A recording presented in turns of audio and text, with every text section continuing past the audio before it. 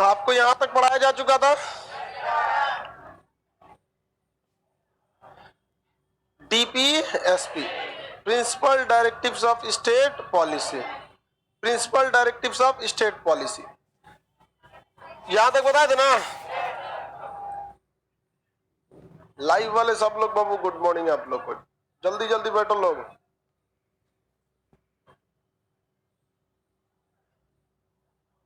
भाग संख्या 4 जो है इसमें आर्टिकल 36 से 51 तक है।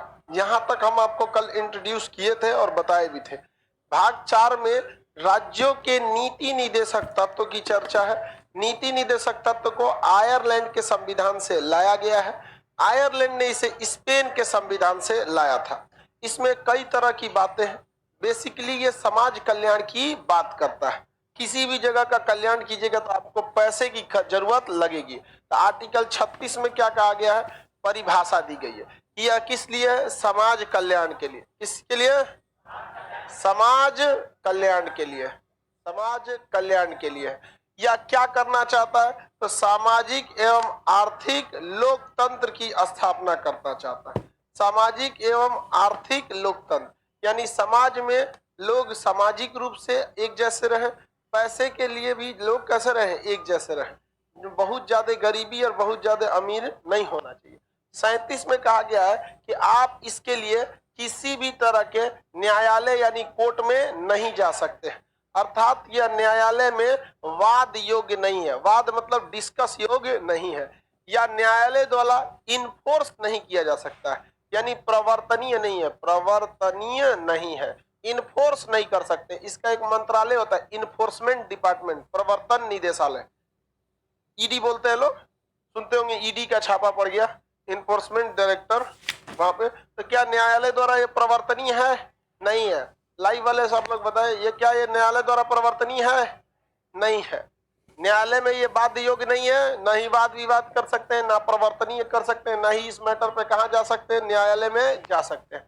38 में क्या कहा गया है, लोक कल्याण। क्या कहा गया है, लोक कल्याण की कर, लोक कल्याण, समाज की क्या करना है, भलाई करना है, समाज की भलाई कर। अगर समाज की भलाई स्टेट यानी राज्य नहीं करता है तो क्या आप कोर्ट में जा सकते हैं? यहाँ समाज की भलाई यानी लोक कल्याण की जो बात कहा गया है, ये राज्य सरकार से कहा गया है या केंद्र सरकार से? किससे कहा गया है? स्टेट से। किसी भी सरकार से नहीं बल्कि स्टेट से। हर स्टेट को इस चीज को लागू करना है। स्टेट मतलब जो अपनी डिसीजंस को लेने के लिए स्वतंत्र है, उसको ये सारी चीजों का ध्यान रखना है। आगे बढ़ जाए, लेकिन अगर वो ध्यान नहीं रखती है तो क्या आप न्यायालय जा सकते हैं? नहीं जा सकते, क्योंकि इसमें हर वो चीज है जो संविधान निर्माता है या एक सभ्य समाज अपने देश के लोगों को देना चाहता है। लेकिन जब देश आजाद हुआ था तो देश के पास इतने पैसे नहीं थे कि कंपलसरी सबको दिया जा सके। आगे बढ़े, 36 से 38 में लोकसभा है, तो बैल कहीं का लोकसभा है, लोक कल्याण बोल रहे हैं तो लोकसभा लिखा है यहाँ। ये सब पता नहीं कैसे छूट गया सब जलिया वाला बाग में।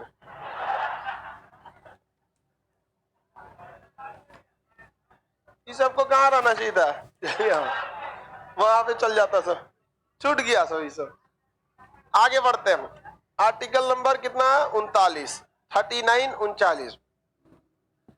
धुंधला दिख रहा है, देखिए बाबू, आर्टिकल 39, 39, इसमें कहा गया है कि अगर एक जैसा काम करेगा कोई, समान काम करेगा, चाहे वो स्त्री हो चाहे वेतन, अगर काम क्या है, समान काम, समान कार्य, दोनों के कार्य क्या है, समान, चाहे वो मेल हो या फिर फीमेल हो, समान काम के लिए मेल और फीमेल को क्या देंगे, समान वेतन। समान काम के लिए क्या देना है, समान वेतन। स्त्री और पुरुष को वेतन देने में भेदभाव नहीं करना है। ये कोई भी स्टेट आज के वक्त में करती भी नहीं है। आप सरकार देखिए, स्टेट उसी को कहते हैं ना जो खुद के नियम को बना सा, हम स्टेट हैं नहीं है। बिहार में एक राजा थे, नाम हथुआ स्टेट, नाम सुने? तो जितने राजा थे अपने आप में क्या थे, सब स्टेट थे सब। तो आर्टिकल 35 समझ में नहीं आया मत समझिए तुम। आर्टिकल 35 तो बताया ना, विभाग 3 में जो भी चीजें थी उसको किस किस तरह से लागू करना है, उस सब की पर चर्चा कहाँ थी, 35 में थी। अब चलिए देखिए ध्यान से, बिहार में दारू बंद है आर्टिकल 38 की तरफ। बैल जब तुमको नहीं पता है तो मत बोला करो। आर्टिकल 38 के तहत इनको दारू बंद है बिहार में। जब नहीं पता है तो मत बोला करो। यहाँ जिस चीज को अगर आप कंफर्म नहीं है आप मत बोला कीजिए उस चीज को। एजुकेशन के क्षेत्र में खास करके कोई शर्म की बात नहीं है कि आप नहीं जानते हैं, लेकिन आप नहीं जिस चीज को आप कंफर्म नहीं है उसको आके यहाँ बड़बड़ाने लगते हैं, ये गलत बात है। कहीं पे भी जिस चीज को नहीं जानते हैं मत बोला कीजिए। आप किसी को फालतू इंटरटेन नहीं किया कीजिए। आज के वक्त में उल्टा सीधा बकलोल कहीं के दारू बंद है सबको पता है, लेकिन आर्टिकल 38 में कंफर्म नहीं है, बोल दिया आर्टिकल 38 हो गया। देखो समान काम के लिए क्या करना है, समान वेतन। सरकारी टीचर है अगर मान के चलिए तो मेल और फीमेल को सेम वेतन मिलता है कि नहीं, एकदम सेम मिलता है। आपका जॉब दरोगा में हो जाएगा तो लेडीज दरोगा को भी उतना ही मिलेगा, जेंट्स दरोगा को भी उतना ही मिलेगा। दोनों को समान काम के लिए क्या मिलेगा, समान वेतन मिलेगा। समझ में कि नहीं। लेकिन ये प्राइवेट में देखने को नहीं मिलता है। प्राइवेट में से जो आप देखिएगा, अगर कोई स्कूल है प्राइवेट स्कूल है तो जेंट्स टीचर को ज्यादा पैसा मिलेगा और लेडीज टीचर को कम मिलेगा। लेडीज टीचर को बहुत कम देते हैं सब टीचर, इसलिए आप देखेंगे आजकल प्राइवेट स्कूलों में बहुत ही ज्यादा क्या रख दिए हैं, लेडीज टीचर, मिस को रख दिया है सब। जिसके कुछ रीजन है। देखो पहली बात वो खाली बैठी रहेगी तो कम से कम उस ये सोचना है कि भैया हम खाली बैठे हैं तो something is better than nothing. लेकिन पुरुष के लिए ये थिंकिंग नहीं रहती है, उस के ऊपर जिम्मेदारी है परिवार चलाना, तो एक फिक्स अमाउंट से कम मिलेगा तो नहीं जाएगा वो। लेकिन फीमेल के साथ क्या है कि भारत में महिला सबको भाई अगर कुछ नहीं मिलेगा तो क्या करेगी, घरे बैठल रहेगी। तो उसको थिंकिंग है कि भाई मेरे लिए क्या है, something is better than nothing. और सोचती है कि कम से कम स्नो पाउडर मेकअप का भी तो निकल जाए, आराम से कर देते हैं। आप बहुत नॉर्मल पे स्कूल में रख देते हैं आपको। अब इससे क्या होता है, जो वहां पढ़ने वाले स्टूडेंट हैं उनका लाइफ चौपट हो जाता है। उसको क्या पता है भाई, जो छोटका छोटका बच्चा है एकदम अनक्वालिफाइड टीचर भर देते हैं सब, जिसको कोई मतलब नहीं बोला जाता है। अरे कोई छोटका बचपन को तो और मुश्किल है ससुरन को पढ़ाना, आप लोग को तो थोड़ा आसान भी है पढ़ाना। जाता क्या है, ये चीजें समझे तो ठीक है, नहीं तो जाओ घरे। नहीं समझे, अब आपको थोड़े ना आदमी कॉपी चेक करेगा, ये उस ससुरन में 20 को झमेला है, HW CW, राइटिंग खराब, डिक्टेशन लिख लिया ससुरा, कॉपी चेक करो, होमवर्क बना के आए कि नहीं, डायरी लिखा। अरे भाई साहब 25 को झमेला है उन सब। यहाँ आप आए कि नहीं आए, पढ़े कि नहीं पढ़े, कोई मतलब नहीं है। यहाँ आएंगे पढ़ाएंगे चले जाएंगे। आपको खुद से क्या करना पड़ेगा, करेक्ट। तो आप देखिए ये चीजें लगभग पूरी इंडिया में लागू है। समान काम के लिए क्या मिलता है, समान में, बशर्ते वो सरकारी रहना चाहिए। सरकारी में इसका झमेला नहीं है। हालांकि बहुत जगह महिलाएं वर्क में अच्छी होती हैं, बहुत सारे ऐसे जगह, जैसे अगर किसी जगह पे बहुत ज्यादा रिश्वत चल रहा है, आप वहां महिला का ड्यूटी लगा दीजिए, रिश्वत में 90% की कमी आ जाएगी सीधे। रीजन क्या कि रिश्वत एक गलत चीज है, आप इसे लीगली या खुलेआम नहीं ले सकते, उसको साइड में आना पड़ेगा। तो किसी को भी रिश्वत देते हैं तो कहते हैं ना तनी मिश्रा जी तनी साइड। अब महिला रहेगी तो क्या कहें, चलिए ना साइड में तू झापड़ दे देंगे दूसरे केस हो जाएगा उसके ऊपर।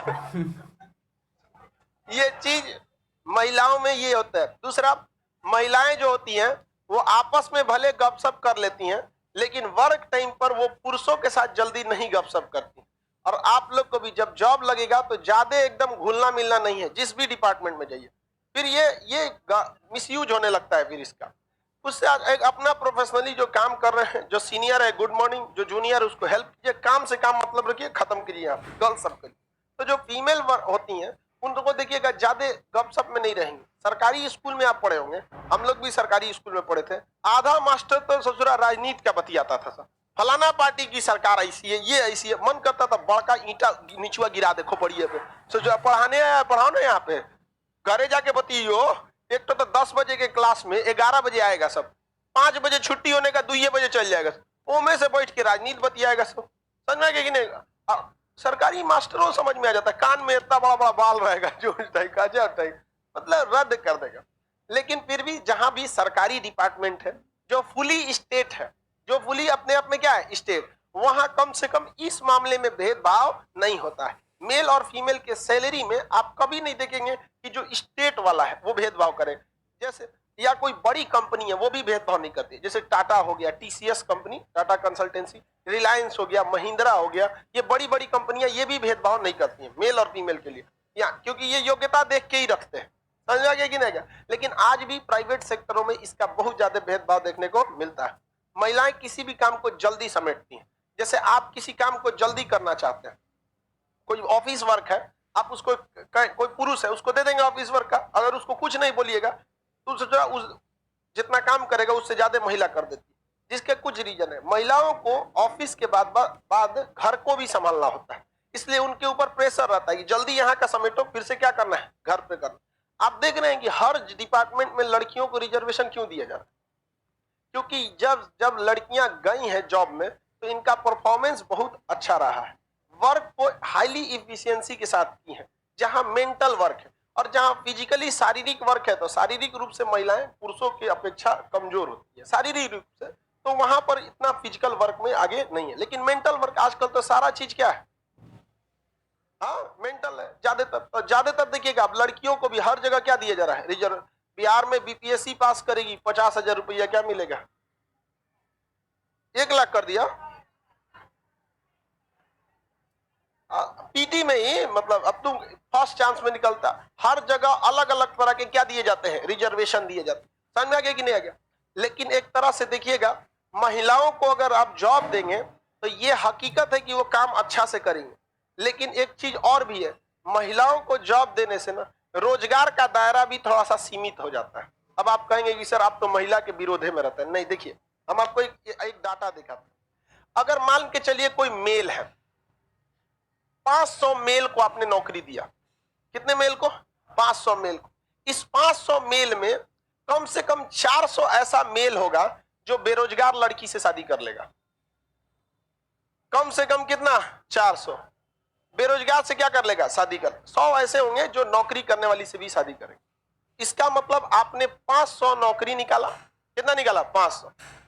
इसमें से 100 ने क्या किया? रोजगार वाली लड़की से शादी किया, और 400 क्या किए? सब बेरोजगार से। ओवरऑल कितने लोगों को रोजगार मिला? 500 को तो डायरेक्टली मिला, 500 को तो डायरेक्टली मिला, और इसमें से 400 वो थे जो एक बेरोजगार लड़की से भी शादी किए। तो 500 की वैकेंसी में नौकरी कितने का परिवार बस गया? 900। 500 की वैकेंसी में कितने का परिवार बस गया? 900 का परिवार बस गया कि नहीं बस गया?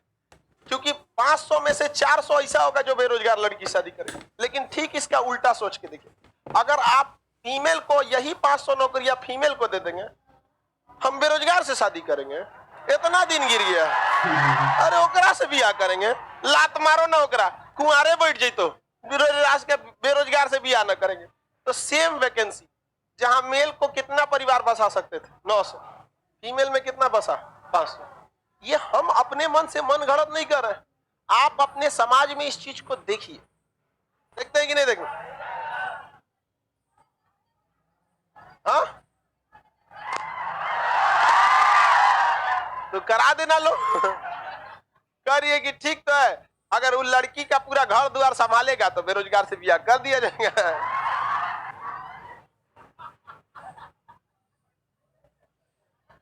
चलिए अब ध्यान से समझिए, आगे बढ़ते हैं। लड़की सब में ये भावना ज्यादा होती है। आप किसी लड़का को कह दीजिए भाग गया, कोई लड़का है उसको कोई काम आपसे बोला मेरा ये काम कर दो ना, आप मना कर देंगे तो चला जाएगा, कहेगा बड़ी बेवकूफ है मना कर दिया नहीं किया। तो लड़की कहेगी मेरा ये वाला फॉर्म भर दो ना, मना या ये काम कर दो, आप मना कर देंगे। ईगो पे हमको मना किया, हमको मना कर दिया, बता हमको मना कर दिया, तो स्पेशल है तोरा मना कर दिया। ये नेचुरल फीलिंग है उनकी, उनको ऐसा लगता है कि पूरी दुनिया हमारा बात नहीं काट सकती, और अगर कोई काट दिया ओ भाई साहब, और सहेली का यार तुमको काट दिया, तुम्हारी ब्यूटी किस काम की। आगे बढ़े, आप लोग को बुरा नहीं लगता होगा, चले कोई बात नहीं। तब अगर बुरा नहीं लगता है तो फिर हमको बोलने में क्या जाता है। आगे बढ़ते, तो स्त्री, ये देखो, ये जो जॉब वाला बोले हैं ये रियलिटी भी है। और देखो भाई, जिसको भी जॉब लग जाता है अच्छे से सबको रखना चाहिए। और लड़की मेहनत से जॉब ली है तो फिर काहे को बेरोजगार से बियाह करेगी? सुनो ना, लड़का लोग को कहते हैं ना, सुनो है छोड़ो, तू लड़का लोग से कहते हैं तुम लड़का बियाह करना बेरोजगार लड़की से, ठीक है? जितना उस साल भर में तुम्हारे परिवार के लिए काम कर देगी और जितनी सिक्योरिटी के हिसाब से उतना तुम किसी नौकरानी को रख के करा लियो, तुम्हारा पूरा सैलरी चल जाएगा, गारंटी बताते। सुनो सुनो ध्यान से, बात समझो। ए बैल कहीं क्या, बिना मतलब चाय की दुकान वाला बहस करने लगता है। स्टैंडर्ड की बात बोला करो, विदाउट स्टैंडर्ड हमको कोई बात अच्छा नहीं लगता है। आप घर में कितना भी नौकर चाकर रख दीजिए, लेकिन घर के जहां जरूरी डॉक्यूमेंट्स रहेंगे, जहां पैसे रखे रहेंगे, आप अपनी वाइफ को, बहन को, माँ को, जो भी मान के आपकी वाइफ ही है, आप उसको एक जिम्मेदारी से दे, देखो ये एग्रीमेंट के पेपर है, ये है, ये इसको आराम से रख। क्या ये नौकर को दे सकते हैं? नहीं दे सकते आप। यहां से अगर हमको जाना रहेगा, मान के चलिए हमको अपने, हम आप ही हैं, आप अपने रूम पर कोई सामान रख दिए, जरूरी डॉक्यूमेंट, बहुत ही हाईली सीक्रेट है, क्या आप किसी नौकर उकर को मंगा के भेज सकते हैं? लेकिन घर पे आपकी पत्नी रहेगी, फोन कर देंगे, देखो ना फाइल, लाल रंग का फाइल होगा, इसमें ये वाला दे दो, तुरंत फोटो खींच के भेजे, देखिए यही है कि नहीं है, यही है, दे दो। नहीं समझे? तो आपको ऐसा लगता है कि आप एक बेरोजगार से शादी किए? नहीं, आप एक बार लिस्ट बना लीजिएगा कि उसने कितना आपके परिवार का, आप सबको छोड़िए, अपनी माता जी को देखते होंगे बचपन से, आप माता जी ने जितना अपने परिवार की सेवा की है ना, अगर उतना सेवा अगर पिताजी पैसे से किसी से करवाते ना, बिक गए रहते पिताजी, तो आप उसकी बराबरी नहीं कर सकते। तो कहने के लिए बहुत कुछ है, लेकिन इस चीज को समझिए, महिलाएं घर को बहुत अच्छे से संभालती, अगर वो अच्छी रहेगी तब, वरना चौपट रहेगी ना, बिगाड़ेगी भी बहुत अच्छा से। अब एक दो को बिगाड़ देती है सब, बदनाम सब हो जाते हैं। हमरे बैच की सब सही रहेगी, इतना ना डांटे बोले हैं, जहां जाएगी सब बहुत नाम होगा, बहुत अच्छा घर से आई है। उनको क्या पता खान सर डांट डांट के सीधा किए। चलिए आर्टिकल 20, सुनो, कोई आप सब लाइव वाले को समझ में आ रहा है कि नहीं आ रहा है? चलिए समझ में, लड़की लोग को भी समझ में आ रहा है? देखो, हाँ, अरे लड़की सब में लड़कों से ज्यादा जिम्मेदारी होता है बाबू। आप किसी भी, आप अपने घर पे चल जाइएगा ना, आपके घर को अच्छे से आपकी माँ या आपकी बहन ही सजो के रखी होगी। सबकी अपनी अपनी जरूरत होती है, जहां काम आए सुई, क्या करे तलवार। जहां सुई की जरूरत रहेगी वहां तलवार काम नहीं आ सकता। सबकी अपनी बराबर जरूरत होती है। हम कभी कभी बोल देते हैं, लेकिन अच्छा के लिए बोलते हैं। हाँ, कौन? लड़का सबकी बुराई नहीं कीजिए मेरे सामने।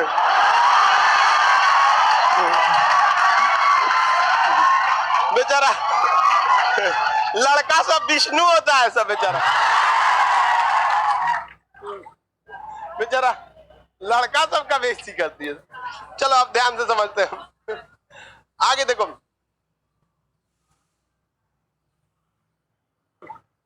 बेचारा लड़का सबका बेइज्जती करती है। चलो आप ध्यान से समझते हैं, आगे देखो।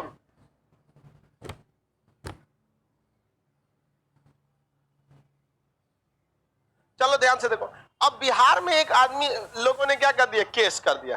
बिहार में क्या कर दिया, केस कर दिया। हमको भी समान वेतन चाहिए। तो एक लड़का कह रहा है कि सर आप कहते कि स्त्री पुरुष को समान वेतन मिले चाहे ना मिले, केस नहीं किया जा सकता। क्या हम न्यायालय जा सकते हैं इसके लिए? न्यायालय में नहीं जाया जा सकता। अब बात समझिए, बिहार में दो तरह के टीचर हो गए। एक ऐसे टीचर जो परमानेंट थे, एग्जाम दे गए, और एक ऐसे टीचर जो नियोजित किए गए थे। कैसे किए थे? नियोजित, भाड़ा पे आए थे, ठेकेदारी पे आके पढ़ाइए गेस्ट टीचर के तौर पर। बाद में उन लोग ने स्ट्राइक कर दिया कि हमको भी क्या कीजिए, फुल टू रखिए। तो सरकार को मजबूरी में उन्हें क्या करना पड़ा, फुल टू रखना पड़ा। अब जो रियल टीचर थे, जो एग्जाम दे के गए थे या जो जेन्युइन थे, उनकी सैलरी 40-50 हजार, और जो इनको रखा था 15-20 हजार पे, यानी आधे का क्या था, डिफरेंस था। तो बताइए यहाँ जो डिफरेंस दिख रहा है, वो डिफरेंस क्या स्त्री या पुरुष होने के नाते दिख, यहाँ जो डिफरेंस दिख रहा है वो चयन की प्रक्रिया में है, न कि स्त्री पुरुष वाला मैटर है। तो क्या चयन की प्रक्रिया को लेकर आप सुप्रीम कोर्ट जा सकते हैं कि नहीं? जा सकते हैं वहां पे कि भैया हम भी वही काम कर रहे हैं, वो पहले वाला भी वही काम कर रहा है, बशर्ते ये है कि हम नियोजित हैं, हमको भी परमानेंट कर लीजिए। समझ में आ रहा है कि नहीं आ रहा? तो ये गड़बड़ हो गया। बिहार में या फिर पूरे इंडिया में टीचर्स के लिए भी एक एग्जाम होना चाहिए। जैसे लड़कों के लिए साल में एक एग्जाम होता है, टीचर्स के लिए साल में 4 एग्जाम होना चाहिए, हर 3 महीने पे। इंडिया में या कहीं पे भी टीचर के खराब पढ़ाने का सबसे बड़ा रीजन होता है टीचर को खुद याद न रहना। जैसे आप ही को हम यहाँ कह देंगे कि आओ बाबू प्रिंसिपल डायरेक्टिव ऑफ स्टेट पढ़ाओ, यदि आपको याद नहीं रहेगा ना तो आपका दिमाग में पूरा 90% आप अपने दिमाग की एनर्जी कहाँ थोपेंगे, इसके बाद पढ़ाना क्या है, आर्टिकल 39 के बाद कौन आएगा, 39 आएगा कि 39 को आएगा, आप कुछ कुछ बोलते रहेंगे, दिमाग में वही चलते रहेंगे। लेकिन जिस दिन टीचर को पूरा कंप्लीट याद रहेगा उसको तो इसका टेंशन नहीं होगा, याद है भैया एक बात बोलना है कौन सी। अब पूरा फोकस वो स्टूडेंट के कहाँ करेगा, समझाने पे, कौन से एग्जाम्पल पे समझाए, करंट में अभी क्या हुआ था, सुप्रीम कोर्ट वगैरह में इससे रिलेटेड कोई बात हुआ था या नहीं हुआ था, इसको समझाना। ये समस्या हो जाता है। किताब रख के पढ़ाएंगे लोग सामने, तो किताब रख के सामने पढ़ाएंगे तो बहुत गलत बात है। सपेरा को सांप काट ले तो गड़बड़ है कि नहीं? टीचर किताब रख ले सामने, बहुत गलत बात है यहाँ पर। जब आपको एगो सब्जेक्ट पढ़ाना है, ना याद हुआ तो किस उम्मीद में कर रहे हैं कि आपका विद्यार्थी आपका पूरा याद रखेगा? वो पीडीएफ को सही करना, कहीं मिसप्रिंट नहीं है उसको देखना, वो एक अलग बात होती है पढ़ाने के बाद। तो ये टीचर्स के भी एग्जाम बहुत जरूरी होता है। लेकिन भारत में है ऐसा, जाके बोले ना भाई टीचर बढ़ जाएगा, हमारा एग्जाम लेगा, कौन लेगा? भगवान है ना तुम लोग, कौन लेगा यहाँ पे? हाँ, सरकारी सबके ऊपर टीचर होते हैं, सबको एटलीस्ट सरकारी वाले में तो होना ही चाहिए, क्या पढ़ाना है। तो ये समझ में आ गया, समान काम के लिए क्या देना है, समान वेतन। इसको बाद में एक तो और इसमें आर्टिकल जोड़ा गया 42वां संविधान संशोधन करके 39 के क में कहा गया कि कोई भी व्यक्ति को अगर कानूनी सहायता चाहिए तो उसे निशुल्क फ्री में क्या देना है, कानूनी सहायता देना है, फ्री में कानूनी सहायता देना है। फ्री में आपको क्या देना है, कानूनी सहायता। समझ में आ गया कि नहीं? निशुल्क विधि सहायता, फ्री में कानूनी सहायता। किसी को कोई दिक्कत नहीं है, आगे बढ़े, किसी को दिक्कत नहीं। एप्लीकेशन वाले जितने हैं, एप्लीकेशन अपडेट आ गया है, आप गूगल प्ले स्टोर पे जाके एप्लीकेशन को अपडेट कर लेंगे, कोई प्रॉब्लम नहीं होगा। निशुल्क विधि यानी कानूनी सहायता देना है आर्टिकल 39 के क में। अगर आपको कोई निशुल्क कानूनी सहायता नहीं देता है तो क्या आप न्यायालय चले जाएंगे? आप नहीं जा सकते, क्योंकि ये सब की शुरुआत से पहले ही क्या बोल दिया 37 में, न्यायालय में वाद योग्य नहीं है, न्यायालय में वाद योग्य नहीं है। किसी को कोई दिक्कत नहीं है, आगे बढ़े। 39 हो गया, 39 का ये क्या हो गया, क, निशुल्क विधि सहायता। अगर आपको कोई फ्री में कानूनी सहायता नहीं देता है तो क्या आप न्यायालय जा सकते हैं? आप न्यायालय नहीं जा सकते। लेकिन यह आपको सरकार की जिम्मेदारी है, सरकार मतलब स्टेट डिपार्टमेंट, स्टेट डिपार्टमेंट आपको क्या दे, कानूनी सहायता दे, आपको लीगल एडवाइस दे, और लोग देते भी हैं लीगल एडवाइस। जैसे बिजली विभाग अपने आप में एक स्टेट है, जब आपकी बिजली काटती है तो आपको लीगल नोटिस भी थमा देती है, देखिए ये कीजिए बिजली लग जाएगा, इतना रुपया घूस दीजिए सेटल हो जाएगा, सारा कानूनी सहायता अपने से देते रहता है। समझ आ गया कि नहीं आ गया? तो आप, लेकिन अगर कानूनी सहायता नहीं देगा तो क्या आप न्यायालय जा सकते हैं? न्यायालय नहीं जा सकते। अब इसके बाद आता है 40, आर्टिकल 40। आर्टिकल 40 में पंचायतों की चर्चा है। किसकी चर्चा है? पंचायत की चर्चा है। किसकी चर्चा है? पंचायत की चर्चा है। भारत गांवों का देश है, हमारे यहाँ ज्यादातर आबादी कहाँ रहती है? गांव में रहती है। तो महात्मा गांधी का कहना था कि बिना गांव के विकास किए हम शहरों के विकास की कल्पना भी नहीं कर सकते। तो महात्मा गांधी गांव का विकास करना चाहते थे, जबकि भीमराव अंबेडकर का कहना था कि गांव के विकास के लिए जहां आप मुखिया या प्रधान बनाएंगे सब पैसा अपने लूट के लेके चला जाएगा। समझ में आ गया कि नहीं? तो महात्मा गांधी अपने जगह पे भी सही थे, भीमराव अंबेडकर अपने जगह पे सही थे, दोनों में विवाद हो गया। महात्मा गांधी का कहना था कि संविधान में पंचायत रहना ही चाहिए, अब भीमराव अंबेडकर का कहना था नहीं रहना चाहिए, लूट लेगा सब यहाँ पर। तो राजेंद्र प्रसाद वगैरह लोग बीच बीच में आए और कहें कि एक काम कीजिए, इसको ऐसा जगह ठूसते हैं जहां रहे ना रहे कोई फर्क नहीं पड़ता है। कहाँ ठूस दिया लोगों ने? 40, क्योंकि 36 से 51 के बीच में जो आएगा वो पूरी की पूरी मर्जी किस पर रहेगी? सरकार की। मन है तो देगा आपको, नहीं मन है तो नहीं देगा। तो पंचायतों को सबसे पहले मन बनाया राजस्थान ने, पंचायत नागौर में चालू हुआ सबसे पहले। दिल्ली में आज भी पंचायत नहीं है, क्योंकि दिल्ली के लोग कहते हैं हमारे यहाँ सब पढ़े लिखे हैं, ज्यादा एडवांस मॉडर्न है। यहाँ पंचायत लगा के करेंगे क्या, किसी को फुर्सत ही नहीं है वहां पर दिल्ली में। वहां का अर्बन कल्चर एकदम हो गया। तो जब आर्टिकल 40 में रख देंगे तो ये डीपीएसपी में चलाएगा, directive principle of state policy, राज्य के नीति निदेशक तत्व में। तो क्या इसे जबरदस्ती लागू किया जा सकता है? नहीं लागू किया जा सकता। आप ही बताइए, पंचायतों में घोटाले होते हैं कि नहीं होते? जिसका सबसे बड़ा रीजन है कि गवर्नमेंट की लापरवाही। गवर्नमेंट की लापरवाही भी नहीं, गवर्नमेंट को भी पता है कि जब चुनाव लड़ने जाएंगे तो चुनाव में रैली का पैसा कहां से आएगा, कुर्सी जो बढ़ती है उसका पैसा कहां से आएगा।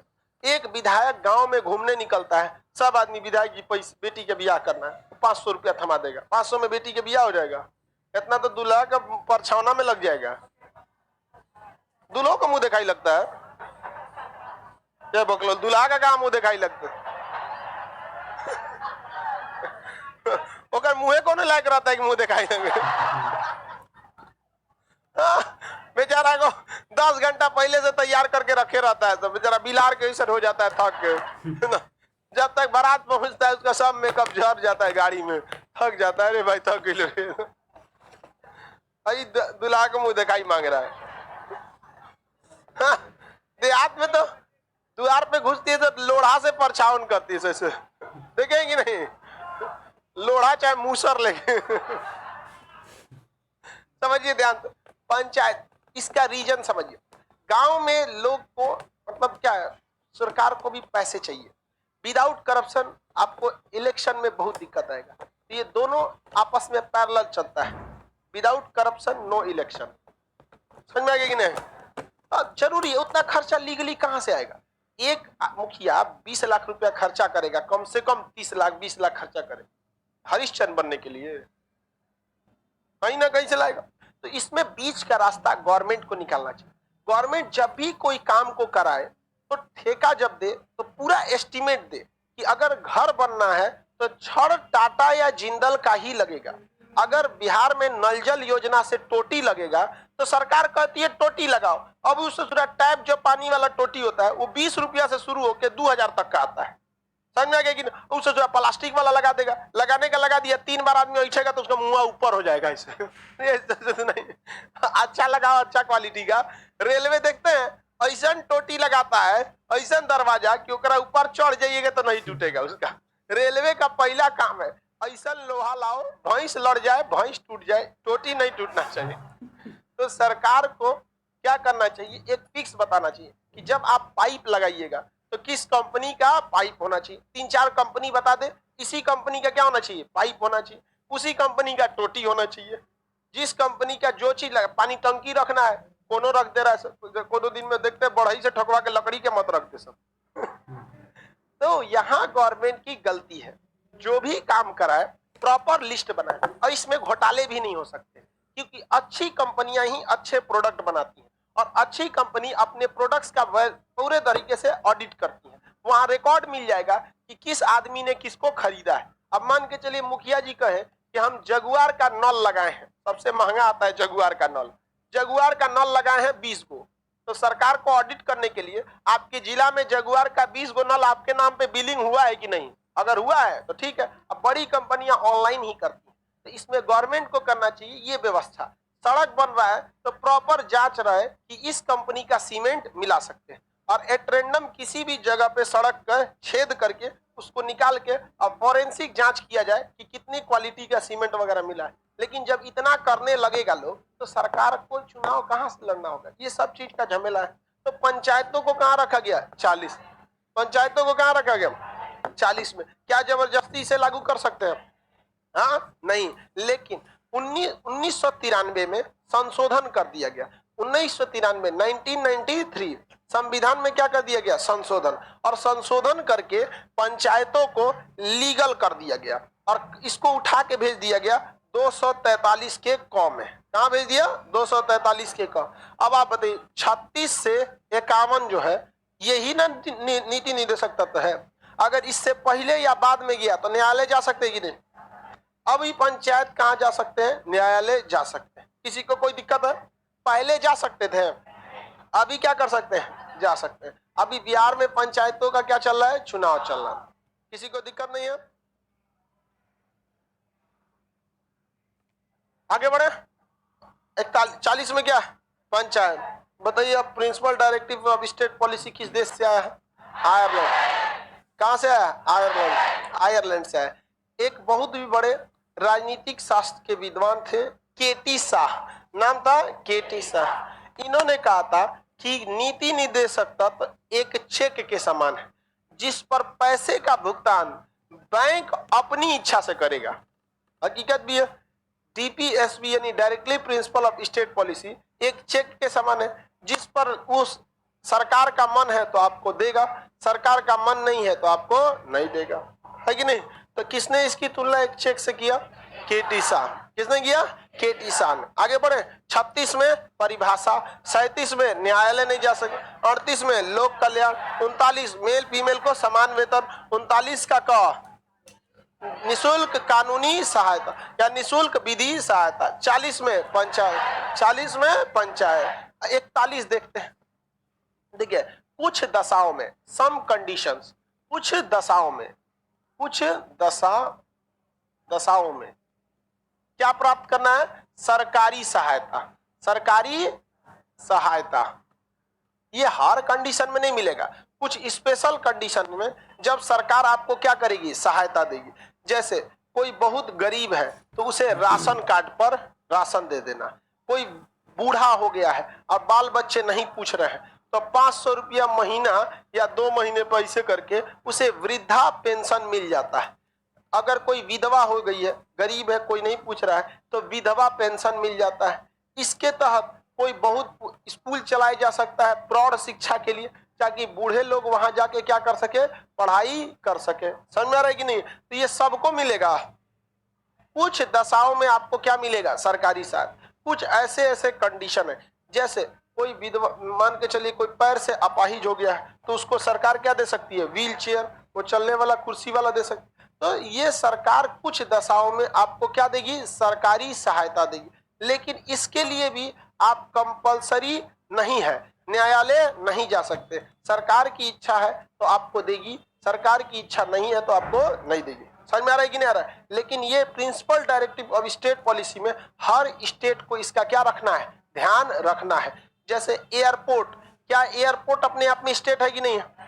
भाई बड़का स्टेट है, केहू को रोक देता है वहां पर। स्टेट कितना भी रहेंगे आपको रोक देगा। आपको कोई जान पहचान, जब तक आपके पास डिप्लोमेटिक कार्ड नहीं है आपको नहीं छोड़ेगा। डिप्लोमेटिक कार्ड उन्हीं को मिलता है जो विदेश उदेश सरकार के डेलीगेट बन के विदेश यात्रा पे जाते हैं, खुफिया एजेंसी वाले होते हैं। सबको, हम दिल्ली गए थे तो कैमरा ला रहे थे, हम सोचे कि एगो एक्स्ट्रा कैमरा लेते हैं। एयरपोर्ट पे सारा सिक्योरिटी वाला पहचान गया, गुड मॉर्निंग सर, कैसे हैं, ये है वो है, बहुत वीडियो देखते हैं आपका ये। लेकिन कैमरा खोल के चेक किया, पैकेट था उसको फाड़ के, उसको खोल के, सोचा ऊपर पूरा कैमरा है तो अच्छा सर इसी से वीडियो बनाते हैं हम, क्या? हाँ इसी से बनाते हैं। यहाँ पे पूरा खोला, फिर चेक किया, फिर पैक कर दिया, कहा कि सर हम लोग का ड्यूटी बनता है। हमको बहुत अच्छा है। यही तो लोकतंत्र की सबसे बड़ी पहचान है कि जो चीज रिक्शा वाले के साथ ट्रीट होगा, हवाई जहाज वाले के साथ भी वही होना चाहिए। तुम पैसे वाले हो अपने घर को सजाओ, तुम गरीब हो अपने घर को नॉर्मल रखो, लेकिन जो देश का चीज है वो सबके लिए बराबर होना चाहिए। तो इसमें कोई दिक्कत नहीं। हम कहें ये बहुत जरूरी है, इसमें आपको हमको सॉरी नहीं बोलना चाहिए, बल्कि हम आपको थैंक यू कहते हैं कि अब हमारा देश भी एक परिपक्व लोकतंत्र की ओर जा रहा है। बहुत अच्छी बात है यहाँ पे। वरना देखिएगा तो जो थोड़ा ठीक ठाक होते हैं स्पेशल ट्रीट होता है, समझा कि नहीं? Special treat. हमें पासपोर्ट बनवाने गए तो मास्क लगाए थे, कहीं सर आप बताए नहीं कि आप खान सर हैं। हम बताना ही नहीं चाहते ना, ताकि हमको पता कैसे चलेगा कि एक आम इंसान कौन सी जिंदगी से कौन सी तकलीफों से जा रहा है। हम बता देंगे तो आप तो नॉर्मल कर दीजिएगा। ड्राइविंग लाइसेंस के लिए गए थे तो मास्क लगाए थे, सब टेस्ट सब पूरा, बाद में पहचाना लोग सर आप हैं, बताए नहीं आप। हम कहे भाई सब बता देंगे तो हम कैसे हो जाएंगे सीबीएसई बोर्ड टाइप का। समाज में क्या हो रहा है पता ही नहीं। आम जनता को लाइन लगने में कोई दिक्कत है, क्या प्रोसीजर है, बता पाएंगे नहीं। तो जब नहीं जानकारी रहेगा तो जब बच्चों को भी बताएंगे तो भी डब्बा हो जाएगा सर। डब्बा वाला मास्टर से डब्बे ना बनेगा। और अगर हम किसी के लाइन में ही लग जाते हैं, सपोज 50 आदमी के लाइन में पीछे ही लग जाते हैं, तो क्या खराबी है भाई? हमारे देश में लाइन लगा है, पाकिस्तान में थोड़ा ना लाइन लगाए कौन मार देगा। लाइन लगाए नॉर्मल। यहाँ पर लोगों की मेंटेलिटी भी समझ में आती है कि किस लेवल के लोग हैं। यहाँ पे कोनो झांक के कहे मर गई का रे, क्या बोल रहा है यहाँ पे। कोनो सुतल बाप बहुत जमीनी लेवल का नॉलेज मिलता है वहां लोगों की मेंटेलिटी समझ में आती है। जो हमारा देश अभी 1960 में जी रहा है तो ऐसा तो एयरपोर्ट भी अपने आप में क्या है, स्टेट है।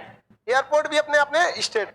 वहां पे भी कुछ दशाओं में आपको क्या मिलती है, सरकारी सहायता। अगर आप बीमार है ना तो एयरपोर्ट वाले एयरलाइंस को ये आदेश देते हैं कि आपका कोई पैसेंजर बीमार है तो उसे एयरपोर्ट अथॉरिटी की जिम्मेदारी है जहाज तक पहुंचाना। व्हील चेयर पे आपको बैठाएगा और आपको सात तक कहां ले जाएगा, जहाज तक। जहाज जब दूर खड़ी रहती है, जैसे दिल्ली एयरपोर्ट बहुत बड़ा है, 100-200 जहाज तो एनी टाइम वहां खड़ी रहती है। पटना एयरपोर्ट जितना बड़ा है उतना में तो उसका ससुरा का शौचालय होगा इतनी चुकी है पटना एयरपोर्ट। दिल्ली एयरपोर्ट बहुत बड़ा है, वहां तक ले जाया जाता है। जब दूर जहाज खड़ी रहती है तो बस से लेके जाना पड़ता है, पैदल आप नहीं जा सकते उतना दूर। तो उसको आपको 2 आदमी आएगा, आप चेयर पे ही बैठे रहिएगा, चेयर सहित आपको उठा के कहां डालेगा, बस में। अब फिर आपको जहाज तक ले जाएगा, फिर 2 तो मिल के आप चेयर पे ही बैठल रहिए, उठा के कहां भरेगा, जहाज में। तो आपको कुछ दशाओं में मिल रहा है कि नहीं मिल रहा है, स्पेशल कंडीशन। अब पता चला आप भी जाके कहिए, सुनिए ना हमको भी बहुत मजा आ रहा है, हम भी बैठेंगे, मार के दूर देगा आपको। कहा कि तोरा कहा जाता है सरकारी सहायता हम लोग के पास इतना टाइम है, कुछ खास कंडीशन में ही हम आपको दे सकते हैं। आप अपनी डिसेबिलिटी दिखाइए, बीमार है वो दिखाइए। ऐसा कौन जिसे शौक है हम गाड़ी पे बैठते हैं यहाँ पे, चल हमरो लेके चले यहाँ पे, ऐसा होगा नहीं होगा। तो कुछ, लेकिन अगर नहीं देता है तो क्या कर लेंगे। कुछ रेलवे देता है ये सब चीज नहीं, लेकिन रेलवे में ये व्यवस्था होती है और ये सारी चीजें रेलवे की जिम्मेदारी है। रेलवे में देखेंगे उसमें भी व्हील चेयर होता है, लेकिन जो पढ़े लिखे लोग होते हैं वो तुरंत जाके वहां बोलते हैं कि हमको व्हील चेयर अवेलेबल कराइए, क्योंकि वो गवर्नमेंट स्टेट है। रेलवे अपने आप में क्या है, स्टेट, और directive principle of state policy हर एक स्टेट में लगता है। लेकिन रेलवे के कर्मचारियों को पता है यहाँ पढ़े लिखे लोग जहाज से चल जाते हैं, यहाँ कौन आता है समझे कि नहीं, उल्टा सीधा काम करेगा सब वहां पे। तनी जाए ना एयरपोर्ट पे, जिस तरह से प्लेटफॉर्म पे टिकट काटता है लोग मनमौजी, कब लगा देगा लिंक फेल, टिकट काटेगा दरभंगा के लिए, और बगल में लड़की बैठ के काटेगी तो बतियाएगा कल नहीं आई थी यहाँ, रे छोटा कहीं कल नहीं आई थी, तोरा ढेर चिंता है कल नहीं आई थी तू ही कहीं हाँ नहीं आए थे, पहिलका के साथ गए तब बिछिया के तुरंत टिकट काटेगा पहले से फसल लो एयरपोर्ट पे तो नहीं ऐसा नौटंकी कर दे लो एयरपोर्ट पे ऐसा करेंगे तो एयरपोर्ट पे ज्यादातर लोग पढ़े लिखे वीवीआईपी लोग जाते हैं, तुरंत क्लेम कर देंगे मर गया तुम यहाँ पे, मेरा काम कर, यहाँ छूट जाएगी मेरी फ्लाइट। ये सारी जिम्मेदारियां रेलवे पे भी लागू होती, लेकिन रेलवे पर ओवर क्राउड होने की वजह से वो फैसिलिटीज नहीं दे पाते। समझ में ना क्या, बैंक में भी ये चीजें होती हैं।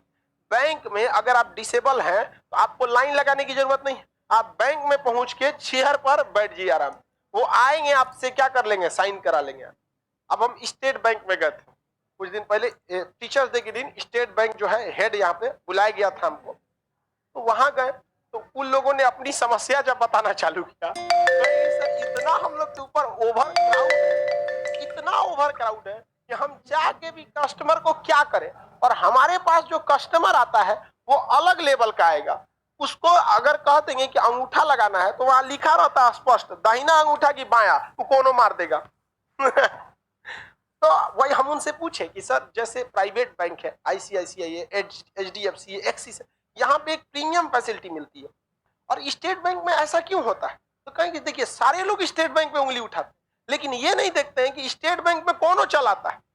जरा जो स्टेट बैंक में खाता खुलवाया है वो आईसीआईसीआई में जाकर वो तो कहेगा 10,000 से नीचे ना खोलेंगे हम, यहाँ तो जीरो अकाउंट में भी खुल जाता है, वहां खुलवा के देखिए। हम कहे यार सही बोल रहा है, सब बेचारा पे इतना वर्कलोड जिसका कोई हद नहीं दिखा रहा था। देखिए हमारे उनके पास सारे लिस्ट होते हैं, वो दिखा रहे थे कि देखिए सर हमारे यहाँ 2 लाख से ज्यादा ऐसे अकाउंट है जिसमें 300-400 रुपये है,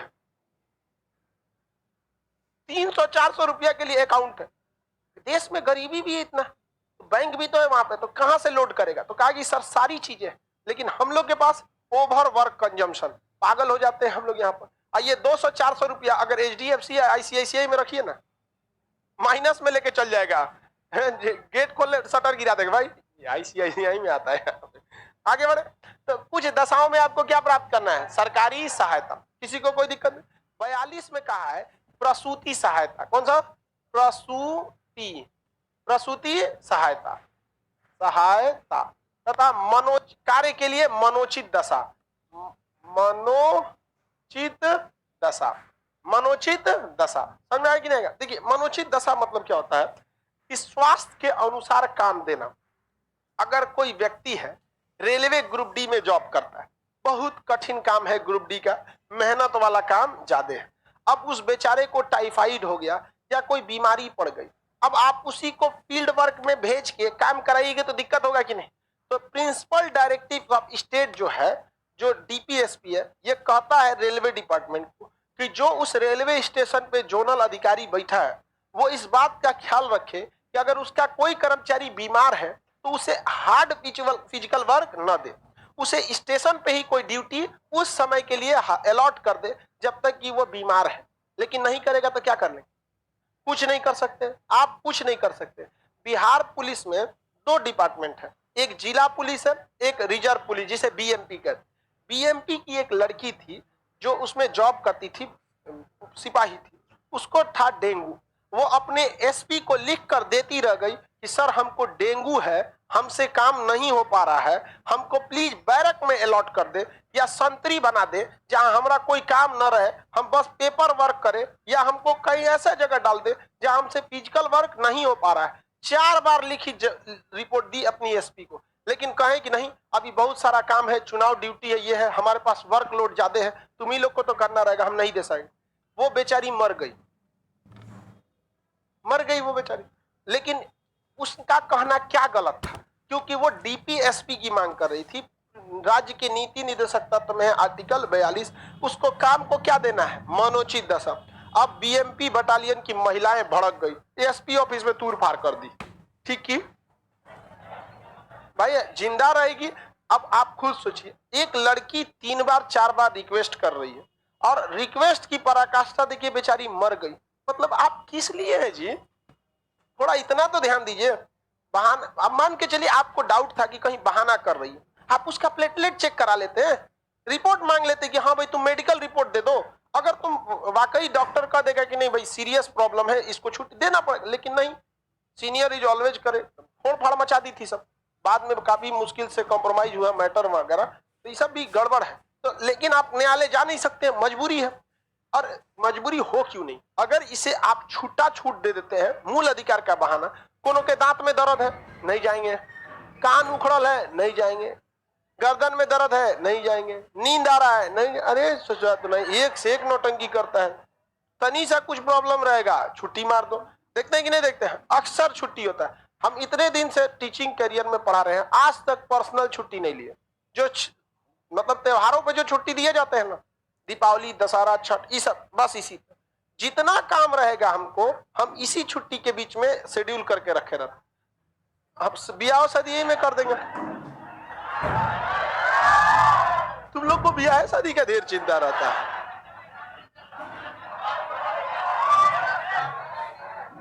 आगे बढ़ जाते हैं, यही ठीक ठाक रहता है। दिवाली, छठ, बीच का जो 10 दिन छुट्टी रहता है, लगले को दिवाली से छठ खत्म कहानी। आगे जाओ, आगे बढ़े। लाइव वाले लोग भाई अपडेट आ गया, आप जो अपडेट करेंगे उनका प्रॉब्लम नहीं आएगा। समझ में आ रहा है कि नहीं? मनोचित दशा, क्या बिहार की बीएमपी पुलिस जवान को वो मनोचित दशा दी गई थी? अगर वो मनोचित दशा उपलब्ध कराने के लिए पटना हाईकोर्ट गई थी, हाईकोर्ट जाएंगे तो हाईकोर्ट क्या कहेगा? लाज चला देगा, लतिया देगा, भागो यार, तो जो हमारा ये सब का काम नहीं है। प्रसूति सहायता, प्रसूति सहायता जब कोई महिला गर्भवती होती है, तो गर्भवती होने के जब उसके लास्ट में मान के चलिए 9 मंथ पे बेबी मतलब जन्म लेता है, तो उसके जन्म लेने के 3 महीने पहले डॉक्टर और मेडिकल साइंस के हिसाब से उसे हार्ड फिजिकल वर्क नहीं करा सकते। और जब बच्चा जन्म लेता है तो एटलीस्ट 3 महीने उस माँ को लग जाता है रिकवर होने में और बच्चे को ध्यान में रखते रखते। तो सरकार कहती है अपने स्टेट से, स्टेट मतलब डिपार्टमेंट से, कि ऐसे महिलाओं का क्या रखिए, ख्याल रखिए और उनको प्रसूति सहायता उपलब्ध कराइए। हर सरकारी डिपार्टमेंट में प्रसूति सहायता उपलब्ध कराया जाता है, चाहे वो प्राइवेट भी हो सरकारी। बट सरकारी में फायदा ये है कि आपको 3 महीना पहले छुट्टी दे देता है और 3 महीना बाद तक छुट्टी देता है और उस दौरान सैलरी नहीं काटता है। और अच्छा है कि उस महिला का पति, भाई नौकरी में महिला है तो कंफर्म है कि पति भी किस में रहेगा, नौकरी में ही रहने वाला है, 90% चांसेज है कि नहीं। तो कहा गया कि उस पति को भी डिलीवरी से 15 दिन पहले छुट्टी दे दीजिए और 15 दिन बाद तक छुट्टी दीजिए, क्योंकि 15 दिन पहले उसको मेडिकल में, हॉस्पिटल वगैरह वगैरह में उसका इंतजाम करने में लगेगा। और जब लड़का हो गया तो अगले 15 दिन तक मिठाई बांटेगा, छठियार करेगा, कुछ करेगा। ये किसमें है? प्रसूति सहायता। समझ में आ गया कि नहीं? कितना सरकार ध्यान रखी। अब आप ही बताओ, अगर इसे कह देता कि नहीं इस पे सुप्रीम कोर्ट में वाद योग्य है, आर्टिकल 37 हटा देता तो सब चल जाता कहां पर? सुप्रीम कोर्ट में कि हमें प्रसूति सहायता दीजिए। तो अब उसमें सरकार ने कहा कि दुइये बच्चा पे हम क्या देंगे? प्रसूति सहायता। नहीं तो यहाँ एक से एक है, सब 12 महीना लोड कैले रहेगा सब। नहीं समझे? अब बिहार के मुख्यमंत्री थे मांझी जी, उन्होंने कहा कि ये तो गलत बात है, दुइये लड़का पे कहे, जितना होगा सब पे मिले। कोई बात है भाई?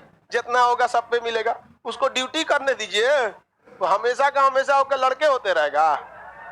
इससे सरकार 2 काम एक साथ कर सकती है, प्रसूति सहायता भी दे सकती है, धन भी बचा सकती है और हमारे दो को प्रमोट भी कर सकती है। समझ में आ गई ना? क्या होना तो ये चाहिए कि 2 से ज्यादा अगर हो जाए ना, तीसरा हो जाए तो 2 जो सहायता दी है वापस ले लो, उतना पैसा खर्चा किए वापस ले आओ। आगे बढ़ते हैं। ये समझ में आ गया कि नहीं आ गया? लेकिन अगर आपको प्रसूति सहायता नहीं देगा तो क्या कर लेंगे? इस मामले में सबसे अच्छा राज्य है केरल, क्योंकि महिलाओं की ज्यादा सेक्स रेशियो कहाँ है? केरल। केरल में स्पेशल लीव महीने में भी दिया जाता है। मेंस्ट्रुएशन साइकिल की वजह से महिलाओं को 4 दिन तक वहां मंथ में भी रिलीफ दे देता है केरल सरकार, और उस 4 दिन की सैलरी भी नहीं काटी जाती है उनसे। और प्रसूति सहायता तो लगभग हर राज्य में अवेलेबल है ही है। तो जॉब करेंगे लोग, लेकिन प्राइवेट नौकरी वाले देते हैं? सब नहीं देता है। अब भाई प्राइवेट वाला काहे देगा? क्योंकि प्राइवेट वाला देख रहा है कि अगर सरकारी वाला भी नहीं देता है तो ओकरों पे सुप्रीम कोर्ट कुछ नहीं कर सकती है, तो हम तो ठहरे प्राइवेट। अब आप ही बताइए, सरकारी डिपार्टमेंट अगर प्रसूति सहायता न दे तो जबरदस्ती कर लेंगे? कितने बच्चों पे प्रसूति सहायता मिलता है? हाँ, 2 4 गो पे मिलेगा? नहीं, 2 गो बहुत है, यहाँ पे 2 गो पे ही मिलना चाहिए। आगे बढ़ जाते हैं। तो मनोचित दशा उपलब्ध कराना है और उसे कैसा क्या करना है? प्रसूति सहायता देना है, प्रसूति सहायता उसको उपलब्ध कराना है। 33 में कहा है न्याय संगत एवं निर्वाह योग्य मजदूरी, निर्वाह योग्य मजदूरी। आगे बढ़ जाए, यहाँ पर किसी को कोई दिक्कत नहीं है। प्रसूति सहायता की चर्चा 42, मनोचित दशा 42। कौन सा आर्टिकल है जो महिलाओं के लिए? 42 मुख्य रूप से किसके लिए? महिलाओं। आगे बढ़ जा, 42 हाँ सही है। आर्टिकल 42 बताइए। 36 में क्या था? परिभाषा। 37 न्यायालय नहीं जा सके। 38 लोक कल्याण। 39 मेल फीमेल को सेम वेतन। 39 का कहा निःशुल्क विधि सहायता। 40 पंचायत। 41 कुछ दशाओं में सरकारी सहायता। 42 मनोचित दशा और प्रसूति सहायता, मनोचित दशा और प्रसूति सहायता। याद रहेगा ना आप लोग को? अब नेक्स्ट क्लास कल समझा देंगे।